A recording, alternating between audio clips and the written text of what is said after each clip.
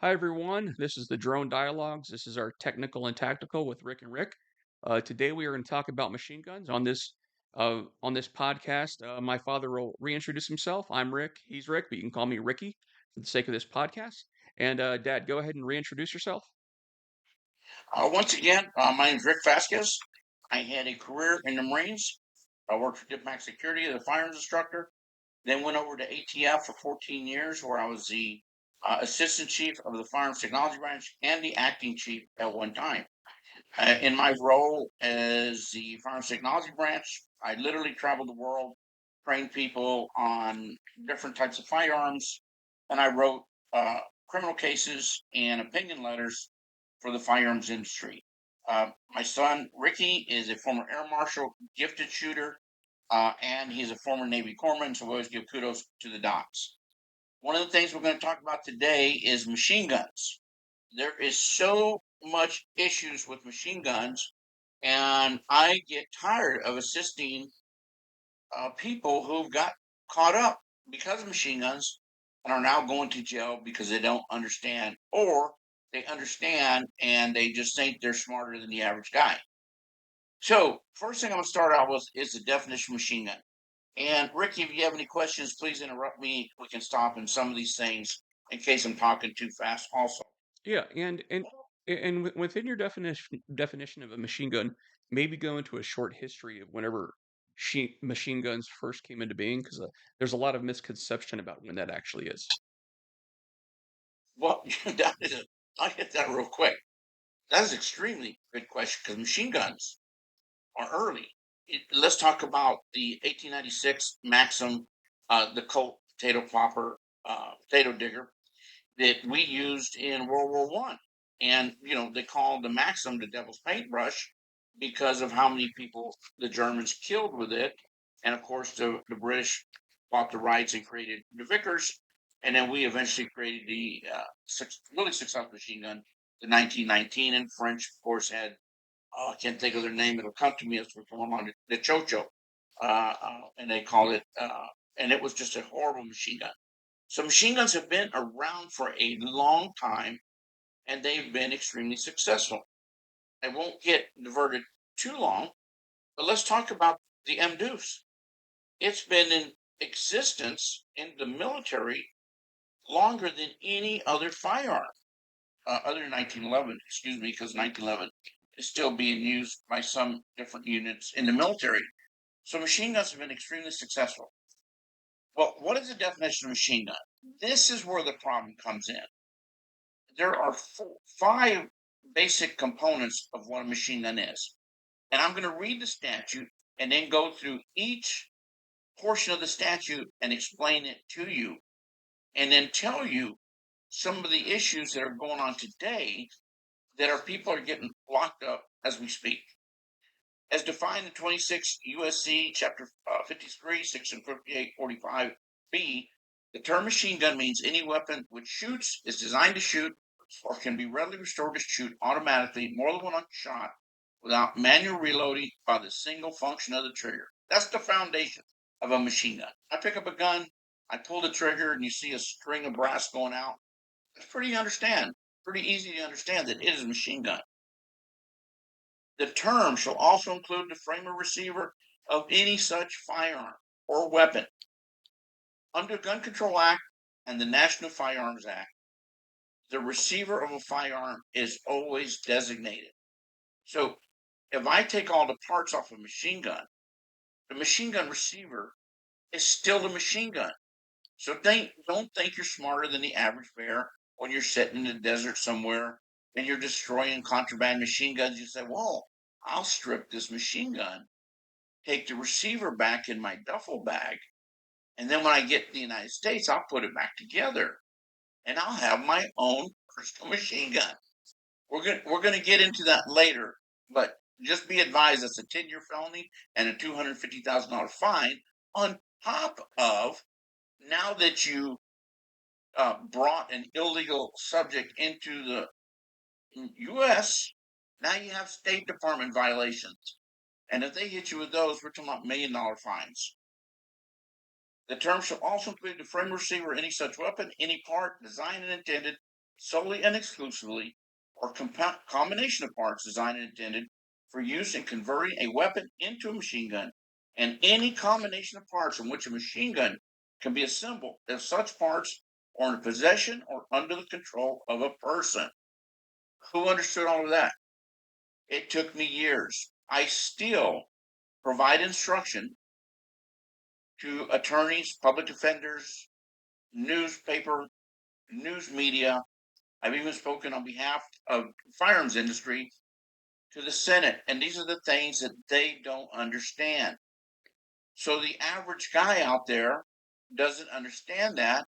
So if somebody tries to sell him something, he buys it, he goes to jail. But we're going to cover every single portion so Okay. that you are clear of what they are. Any questions before we start explaining? So, I remember several years ago, a lot of the terminally online gun community got upset because there was a paper that you were mentioned and signed off on with the ATF where the question was asked if a rubber band can turn a machine gun into a machine gun, therefore that rubber band would be classified as a machine gun. But I think it was sort of in simplistic terms putting items that turn things into machine guns are classified under this section. Any part designed and intended. Yeah. So I think people like to parse these words and sort of make fun of it. And this isn't a matter of whether you or I believe that people should have machine guns. Like that's a separate thing we can get into the weeds on later. But just the fact that like if you're putting something into your gun which turns it into a machine gun, it is still covered by the same standard. I'm going to cover that. I'm glad you brought that up because that's a really good example of a misunderstanding. And people listen to the duty expert online, and it even went through the news media, and the news media kind of slammed me, but I was correct. Well, I remember they quoted you as using you just threw in a random word. You said doodad, and like you were literally just like a device. And they're like, "Oh, he said doodad. He must be an imbecile." And it's like No, people. bump stop. Oh, okay, okay. It was something else. With the machine gun, I call it a goofy little doodad. Yeah, yeah, yeah. Still think that's what it is. Yeah. Well, the incident you're talking about was called the infamous shoestring letter. And it kind of was created by a technician ATF. I won't mention his name, even though he's passed away. But an individual wrote in and said, if I tie this shoestring, and I have a little prop here, just an 80% firearm, and if I wrap it around the bolt, if you're familiar with a FAL, it's got the bolt, and I wrap it around and I tie it to the trigger, and every time the bolt goes home, it pulls the trigger and fires, would that be a conversion device? Well, in theory, yes. But the technician that wrote the letter didn't even test it. He just wrote what he thought was a comical letter back. Said I cut off the two circular ends and I put it in an envelope and sent them to you in two different envelopes because you made a machine gun. So this got a lot of a lot of criticism for our office at the time.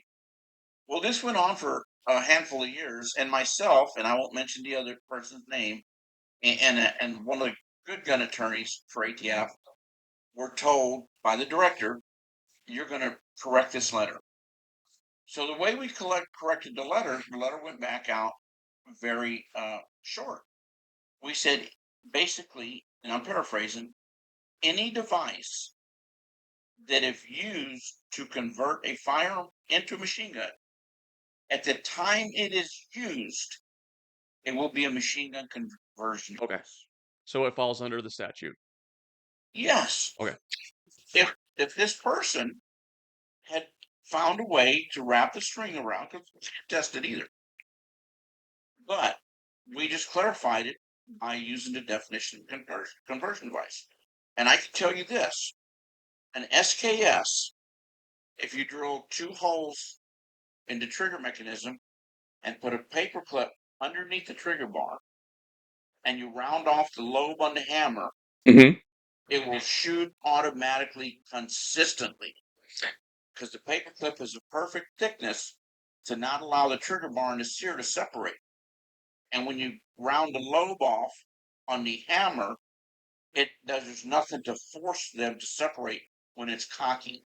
And I can tell you, we wrote numerous of those up.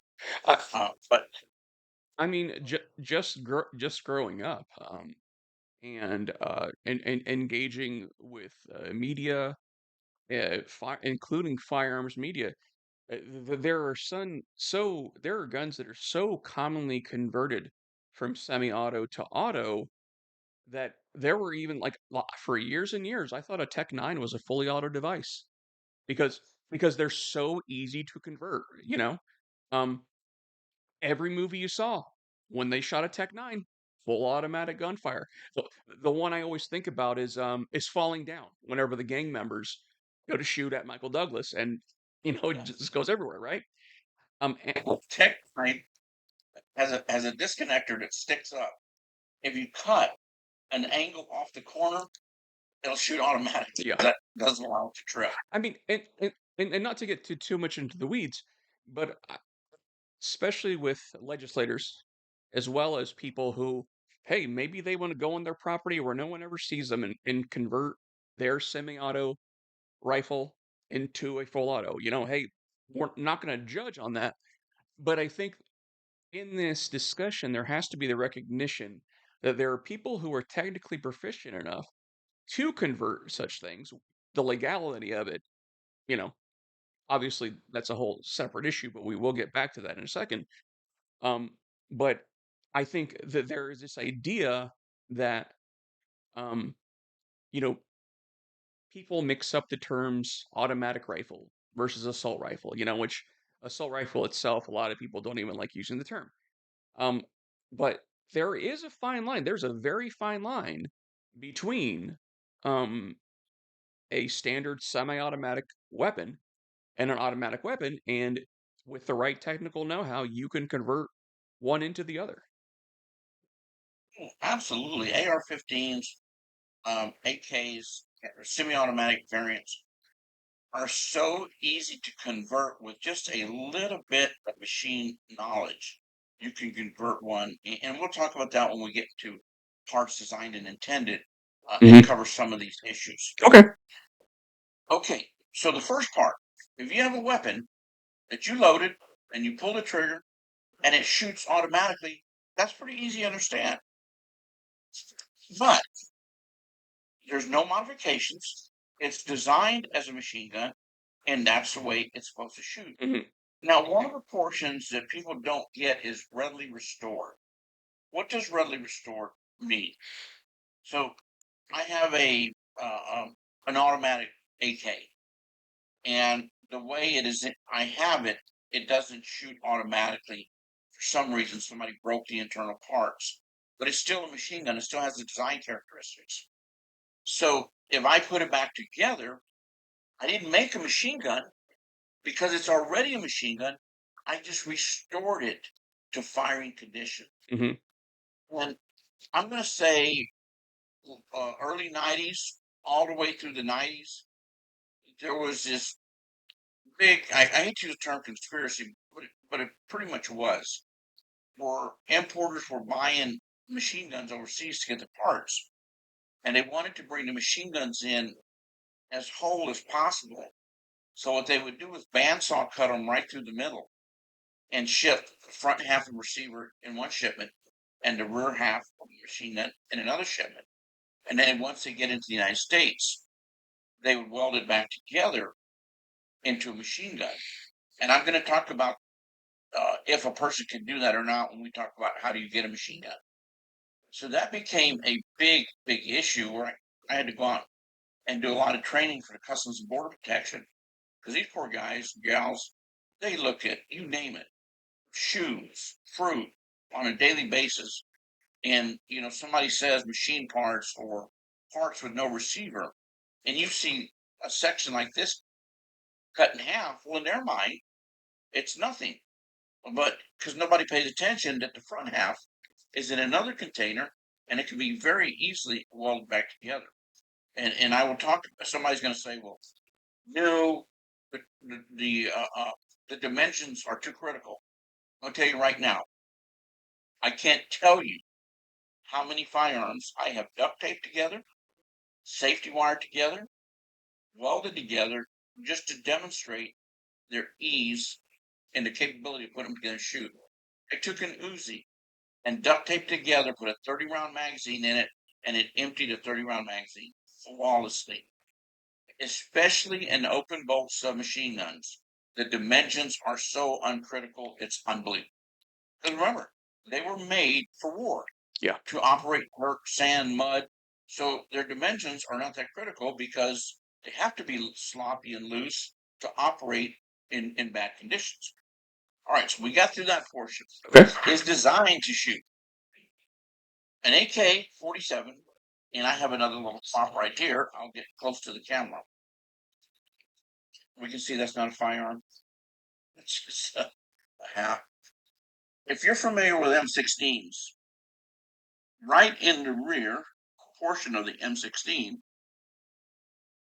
about right here, you'll have a pinhole. And that pinhole is to accept the automatic sear. So what's the design difference from an M16 to an AR-15? Pinhole for the automatic sear, that's it. So if it has that automatic sear pinhole, it is designed as a machine gun, period. Hmm. Take all the parts away, throw them away, you still got a machine gun receiver. Exact same thing with an AK type rifle.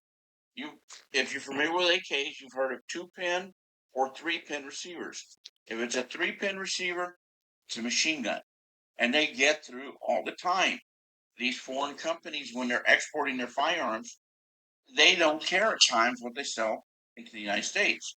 So let's say Century Arms orders 5,000 machine firearms, AK type. You may see 5, 10 real machine guns slip into that stack. And I just use that name because they're big and everybody knows who they are. So that has happened on numerous occasions. The other thing the exporters were doing, this of course is an AR, I'm just pointing. Let's say this was the third hole, and that was a hole for the automatic sear. They would weld that up and build an automatic firearm. Well, if it's a machine gun, it's always a machine gun. You cannot modify it out of a machine gun unless you properly destroy it. And we'll talk about the destruction procedures later. Okay. I mean, So, and just speaking as someone who worked as a CBP officer for 2 years and only briefly helped with our cargo, which would have been stuff akin to this. Sometimes you're on the 13th hour of what was supposed to be an 8-hour shift, and you're on your sixth day in a row. Now, things have changed since the decade or so since I did that job, but at some ports, someone calls in, you may have to cover a shift. And the simple fact is, um, some of these people are banking on the monotony of someone who's stopping the process of coming in, and they do have a wall of shame at CBP of people who have worked with people illegally importing stuff to let things through. So, I mean, if you want to get it through, you're going to find a way. well, I'll tell you a real good custom success story. I'd given some training to the customs inspectors down at in Charleston, South Carolina, and a well-known bad guy in the importers community tried to get his shipment released on Christmas Eve. Why does he need this on Christmas Eve? Well, one of these young guys went through all of his boxes and he did a Lego puzzle, and he found the front half of this machine gun here, and he did not know what he had.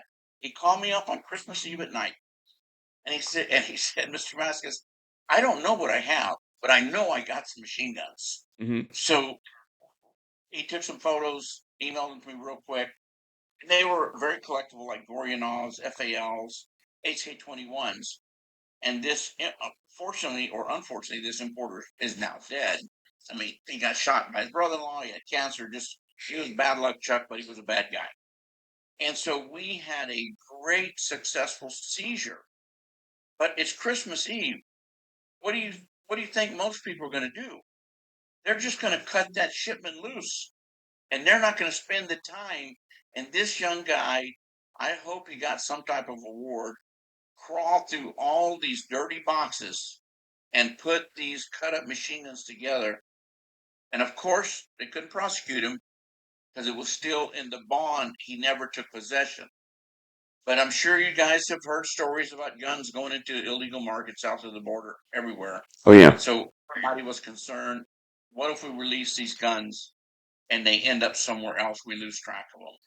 So it was better to seize everything than to take the chance of this guy getting them and sell them to a country like maybe Mexico. Who knows? Hey, Dad. I will say one year I got a bonus from customs, and it was a $20 Starbucks gift card. So maybe he really made out, you know. Ridiculous. He was definitely smart. So we had talked about readily restored to shoot already. That's a gun that doesn't shoot the way you find it, but it can be put back into shooting configuration. Remember, you're not making a machine gun if you restore it to its original configuration. You're just restoring it to machine gun configuration. And once again, frame or receiver. This pops up in the U.S. all the time. There are so many military surplus firearms floating in veterans' hands. They know what they have, but they pass away. Their family doesn't know. Thompson submachine guns, World War II, Sturmgewehrs pop up, a very rare German firearm. 1919s, they pop up, and it's only the receiver. And then Ricky and I have a good friend, and he was a Secret Service agent, and he bought a real M14, and he was extremely proud of it until he called me and he thought he had bought a civilian gun. And it's funny because he had to drive like 5 hours in one night to return the file. He bought it from a government agency that had an auction, and they had auctioned these guns off. I wish I could have bought them and stripped them and kept all the parts. So these guns pop up. So everybody, like I said, Bear that knows more than everybody. Hey, this is okay. You just put it together, and nobody knows. If you think you have a frame of receiver machine gun that you got from a veteran or veteran's family who's passed away, or it's at a pawn shop or just passed from hands to hands, you know what? Get an expert to look at it and then abandon it. If you don't want to deal with ATF, just take it to the local police. Yeah. Just say, hey, found this. I want to get rid of it. Yeah, and the question I have heard more and more in the recent years as well. How can I own a non-86 compliant firearm? And that's something I wanted you to sort of briefly explain. If you want to sort of explain the whole pre-86 compliance and then sort of see how you could legally own a non-86 and how some people are sort of saying they're using it for a reason, but really they just want to have a machine gun. Sort of briefly go into that. I will. I got a couple more parts of this. Okay. I'm going to get to that. All right. It's funny, but it's not, because there's people who are in jail right now, and some good people that didn't know what they were doing, but they got caught up. Any part designed and intended solely and exclusively for a combination of parts designed and intended for use in converting a weapon into a machine gun. Just remember, guys, we're still going through the definition of machine gun. This is how long it is. I don't have any conversion devices, but we're going to post some photographs online. Let me see if I put some photos in this little paper. I did. So I'll get it close to the camera. Okay. And what'd you say, Rick? I see it. Okay, that is an AR-15 drop-in autosear. That is a 10-year felony and a possible $250,000 fine if you possess one. All of the plans to make them are online. You can make it with a file and a hacksaw, and you can put it in an AR-15 with M16 components, and it'll shoot. Now, the bottom portion are Glock drop-in conversion sears. Those are machine guns. They are literally littering the United States right now. young guys are making them in their basement on a 3D printer. Now, the 3D printed one doesn't last very long because it's plastic. Hmm. You can buy them from China. You can buy them from South America. You can buy them from Joe down the street. They are absolutely everywhere. Uh, and if you get caught with it, then don't think, well, I'm only 18, I'm only 19. You most likely will be charged. Even if you do not go to jail, you're going to have a felony. This is so bad that the federal government will not do a public service announcement. They do these little spills at their local offices and bring in ABC, NBC, and do some shoots and talk about it. There needs to be a nationwide public announcement on this because there's young kids buying these because they can do it.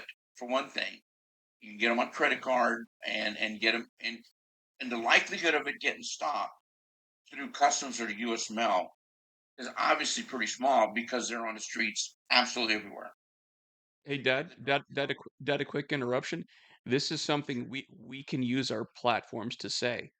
So what we'll do is um we will take this document and we will spread it onto the ex gun community and say, hey, make sure everyone knows this. You don't want your kid who just graduated high school get into guns and end up with, a 10-year sentence at, heaven forbid, federal prison. And generally, I have seen it depends on the U.S. attorney. Some of these, I think I tell you a story. I work. I'm not going to mention the state or anything because somebody would know who it is. A young guy to make extra spending money was making AR-15 conversion series and Glock conversion series, and by bad luck, they had a confidential informant who was working off some time, and he went to an agency and said, "Hey, if you want to buy some machine guns, I know a guy who's selling some machine guns." And they said, "Well, what does he got?" So he's selling drop-in auto series and short barrel rifles. They can put it together for you. So they met with him, and he did. No questions asked. Just sold these short barrel rifles. The first offer the U.S. attorney made him. Now, this is a 24-year-old guy, never been in trouble. The first offer they offered him was 30 years. That they had that many charges on him. Said, hey, we don't have to deal. If he wants to deal, we give him 30 years. So I worked with his attorney, and the advice was you need to tell him that he needs to wake up and he needs to roll over on somebody, give the government something. And he eventually did, and they brought him down to 7 years. The first time he ever gets in trouble, think about it. He's a convicted felon. He's got legal fees. He's married, and he's not going to see his family for 7 years. Look at it in that capacity, not, well, it's just a drop in auto sale. But I don't want to get into weeds on that. We'll talk about machine guns later. Yeah. And this will be in color when we post it online. And it's the AK with the difference between the 3-pin hole and a 2-pin hole and what's a machine gun. Hmm. So the other part that people really screw themselves because of lack of knowledge. Let's say I have a semi-automatic AK, and I also buy a parts kit. Well, most parts kits that get sold in the United States are surplus machine guns. So I have the machine gun hammer, trigger, bolt, disconnector, everything to make a machine gun. But I don't have that third pin. But I have a YouTube video downloaded on my computer, and it tells me how to do it. And I download it, and I've got it saved in a file. And then I have written plans, drawings, pictures, a combination of parts from which a machine gun can be assembled if under possession and control of a person. Can I assemble a machine gun with all those plans? And I've got a room full of tools because I got a workshop? That is a charge when I was with the government, that was charged on more than one occasion.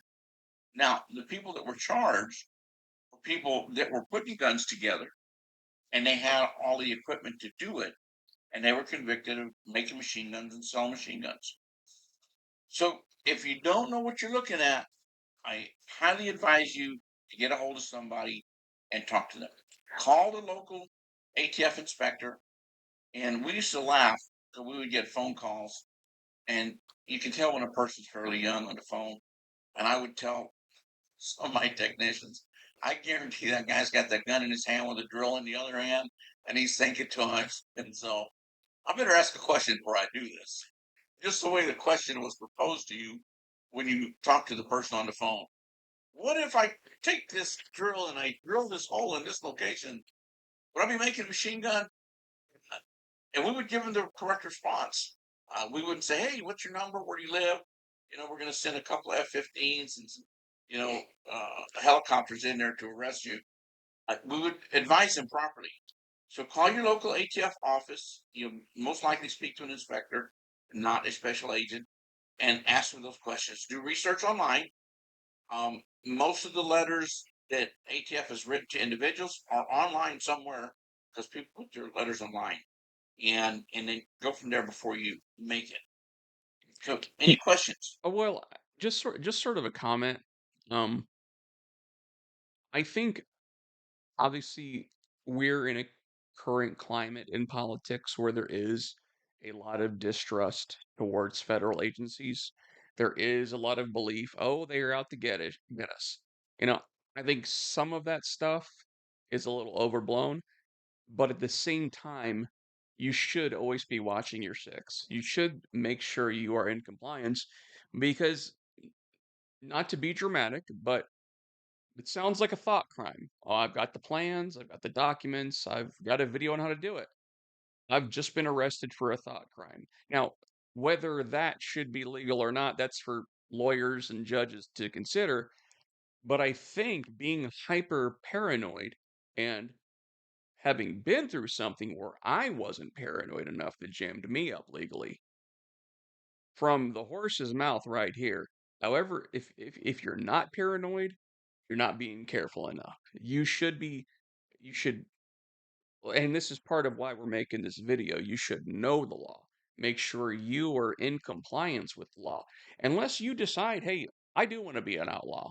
I'm going to listen to this video and it's just going to show me how I can avoid getting caught. Well, hey, God bless you. Best of luck with that. I hope you never go to jail. So, but I think that's what we need to emphasize is however much we want to say this is my freedom, this is my rights, do you want to be the person to pay to take it to the Supreme Court? God bless you if you are. I don't want to be that guy. Well, the only problem with the definition machine gun was crafted so well when it tells you combination of parts from which a machine gun could be assembled. That's pretty easy. There was people with stem tubes with the schematic glued in place and a combination of parts. Can I make just ask a simple question? Can I make a machine gun out of that? Well, I look at it two ways.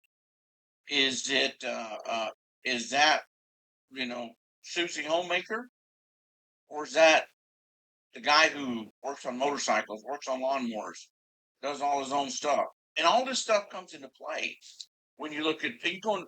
I have a full machine shop, but I'm also a licensed manufacturer. So if I had those combination of parts, there's no way that I could say, "Oh, I don't have the skill to make a machine gun." Yeah. And most of the guys and young ladies that deal in this type of stuff, parts kits and everything, know how to put guns together. That's why they play with this stuff because they're putting stuff together. So you can't allow yourself to get tripped up by saying, "Well, that wasn't my intent." And I doubt, while I was working there, I never recall a single incident where a person out of the clear blue, they just found him with a set of parts and said, "We're going to arrest you because you got a set of Oh parts." yeah. That there's something that leads to it. Yeah, he did something. So the next can of worms is, how do I own a machine gun? Well, the easiest part is, if you have a lot of money, then you can buy a machine gun that was registered prior to May 19th of 1986. And they range from like a Mac, a Tech 9, about $12,000, to guns, like I think there's two or three registered Mag 58s in the United States, and they sell for over $200,000 when they sell. And those guns will sell for a lot of money forever and ever. The price should probably stabilize, like an Hmm. M16. When I had the opportunity to buy one before we went on embassy duty, I could have got one from John Winslow for $800, Yeah. and I just didn't do it. Just didn't even think about it. And now, just a basic M16 AR-15 converted is in the 20,000 range, and they go up by name into the 30, 40, $60,000 range, depends on who the manufacturer was. So that's the easiest way to own a machine gun. Take a loan out, do what you got to do, and buy the machine gun that you want. The other way is to become a licensed dealer or a licensed manufacturer of NFA firearms, to include machine guns. So, since I have a Type 7 manufacturer's license, I could get a Class 3 dealer license under the NFA, or a Class 2 manufacturer's license under the NFA, and I can make machine guns. Because the law, Section 922.0 of the Gun Control Act, allows manufacturers and dealers to stockpile weapons for future sales to law enforcement and military. So, good Lord, if I wanted to, I could be spitting out M16s and AKs all day long, because they're literally that easy to convert, and the parts are readily available. I'd be making tube guns. You get into the M249s, the M240s, the PKM Russians. Now you're starting to get into complex firearms, and if you have a good receiver and the correct parts, you could do it. But the simplicity is making the simple guns to play with. Believe it or not, a lot of people are doing that. They get their license and they make machine guns to use for themselves, to provide training. Because I'm going to get into a category of machine guns in a little while. You're going to realize why people are making machine guns to provide training. There was a lot of contract work during the Afghanistan war, and people would win contracts to prepare individuals to go overseas, and they had to be trained on the M240, M249, the MDUS, the 2 or 3 grenade launcher, things like that. So when you win a State Department contract, State Department doesn't give you those guns. You have to have those guns to provide the training. So how do I get a machine gun today without making it? What you're allowed to do as a dealer or manufacturer is to get post 86 or pre 86 cell samples. Pre 86 cell samples do not require what is called a demonstration letter. So they've become almost as valuable as pre 86 registered machine guns. So, because you don't need any authorization, you can just sell it from individual to individual on the correct paperwork, and we'll talk about that. So now, how do I get a demonstration letter? I have to get a local chief of police, county sheriff, to sign a letter for me that says he wants to see a demonstration. Well, in the 80s and 90s, sheriffs were just signing letters. There's guys that have collections of hundreds of post 86 dealer cell samples. Now, those guns can only be sold to another dealer who gets a demonstration letter for himself. They can't be sold to individuals. But if I possess those guns, look at the contracts I can bid on. Look at the training I can provide. So there's a big demand, and there's a lot of cases ongoing right now. And some of the people that are involved in these cases are famous. There are figures on YouTube who got wrapped up into getting guns that they wanted and having law enforcement sign these demonstration letters. Mm-hmm. So that's the way you get a modern post 86 dealer cell sample. You either make it yourself, you buy it on a demonstration letter as a licensee. As a non licensee, there's two ways to do it: legally by buying the pre 86 machine gun, or illegally by making a machine gun that you have hidden in your garage and that you want to take out for time of play. The other two ways: go get your license. If you have a facility, go get a license to make machine guns, or go get a license to buy and sell. Because the ATF will allow you one sample of each machine gun that you want for your own purpose of a cell sample. So let's say that I want an M16A2. So I go to Sheriff Ricky and say, hey, let me do a demonstration of this gun for you, sign off on it, and then I'll go get a demonstration letter, and ATF will allow me to buy this from another dealer. So then it gets transferred from that dealer to me, and I'm in possession of a post 86 dealer cell sample that can only be moved to another dealer if he gets a demonstration, or it can be sold to a police department or a military unit, but it can't be sold to the general public. Yeah. Now, did that clarify it, or was that too confusing? No, it made complete sense. So I, I guess that I kind of like to use that to segue into some of what I call sort of getting into the weeds on this because why, speaking as someone who has decades of firearm experience, and I'm not asking this because I already know the answer. I'm asking this because I would like to really hear your perspective. Why do the gangs want to have automatic fire instead of semi-auto? Well, you know what? I'm going to answer that, and I think I know the answer when I didn't really know the correct answer. Okay. I did a demonstration for a security government agency that they wanted to adopt an automatic pistol for guys that were working all by themselves in countries that nobody knows where they're at. And and and and at first I thought, you know what? You give a guy 4 or 5 magazines, it's on full auto.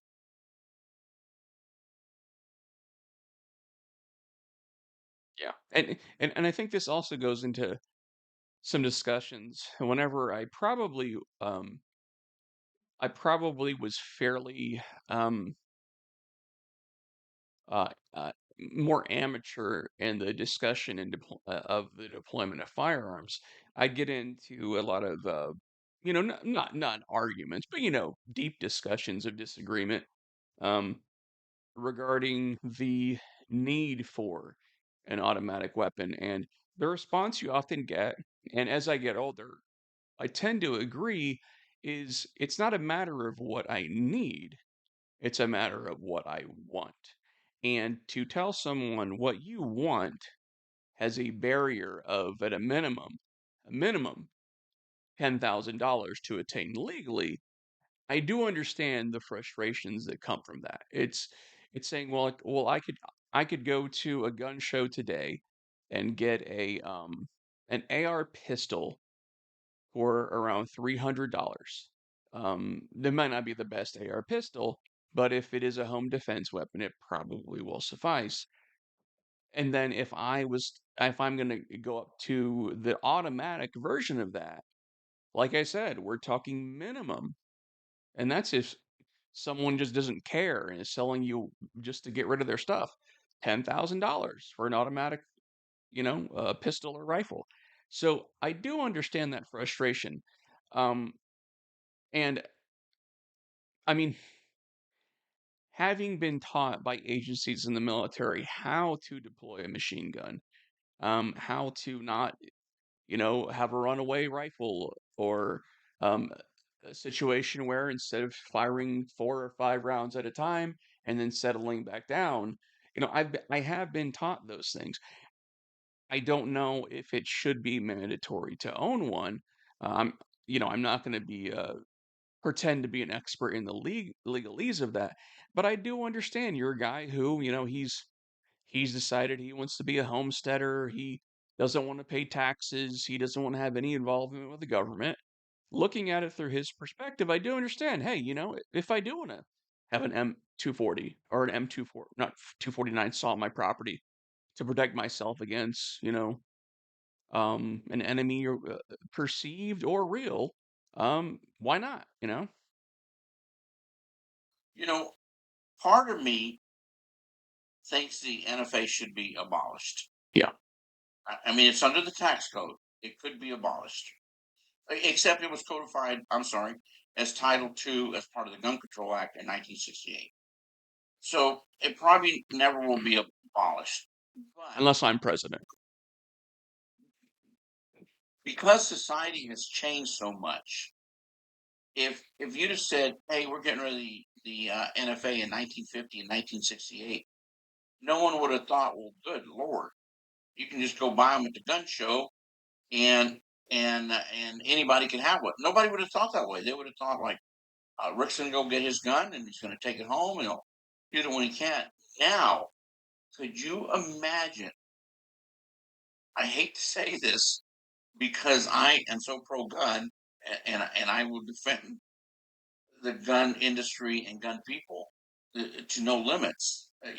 Honestly, the proliferation of machine guns in cities today, if I could buy it over the counter like a 870 shotgun, think about that in your mind. They had 50 people shot in Chicago last week and 9 killed. What if those guys had just full auto M16s? Because remember, they're shooting indiscriminately. Hey, Dad, I will try to say this in the way that would at least get me canceled as possible. But there are certain people who just have a death wish, and I mean, I think Killing others, they're not getting killed. I agree, but at the same time, I would I would say, okay, these people in Chicago, they are a problem. Why are they my problem? You see, and I'm not a libertarian, but I understand the libertarian sense of just because you're an a-hole, like, and I'm sure this happened when you were a Marine. It happened whenever I was with 3rd Battalion, 3rd Marines, right? Hey, Joe Schmo beat up a hooker. So guess what? 970 of you of the battalion, congratulations, you just lost your liberty. And I would say, well, this is ridiculous. And it was because, I mean, the military, for as great as it is sort of run like, Punishment. I hate mass punishment. yeah, I hate it. I hated it when I was in the military, but I signed the contract, so I agreed to it. None of us signed a contract for, oh, you can't own firearms if I don't know, something like made false statements to a federal agent. You know, you can't own a firearm if you were drunk when you were 18 and you smacked your girlfriend. I don't and condone any of those things or endorse them, but at the same time, this idea that, like, oh well, the second should have its limitations. I understand, certain things. Um, like, do I have a problem if someone who uh y- you know shot up a place and killed 9 people? Do I have a problem if they're not allowed to own a gun for the rest of their life? Well, no, but oh, oh, I kind of feel like the whole shall not be infringed should be a pretty broad statement, you know? I think one of the easiest solution is if they abolish Section 922O, which was added in 1986. Okay. And there's many dealers, very very respectable high end collectors, know that their collection value would just be decimated in a day. Yeah. They said they are willing to do that if the law would change. Oh. That I mean, because most likely, if you own machine guns, you're not going to be an anti everyone owning them thing, sort of situation. So Yeah, because majority of the people that are shooting up neighborhoods are not going to send in their fingerprint cards, a passport size photo, a $200 transfer tax, and wait for the government to do a background check yeah, for them. yeah, The vast majority of those people are trying to buy stolen guns on the street. But we've been on here for a while this time. This was a good conversation. yeah. I We're think we. Yeah, and this is and as we move on in these discussions, and when I post it, I'm like, guys, comment, ask us questions. Drone dialogues at gmail.com. If you don't want your comment to show up publicly, DM myself, DM my dad at Rick Vasquez FA, on X. And I always post this on my LinkedIn account once we get it done. Yep. So Semper Fi Dot, I'm heading out. Hey, Semper Fi, anchors away, all that jazz. Hey guys, if you stayed for the entire hour, thank you very much. And this has been the Drone Dialogues, technical and tactical with Rick and Rick. Have a good one. All right. Bye bye.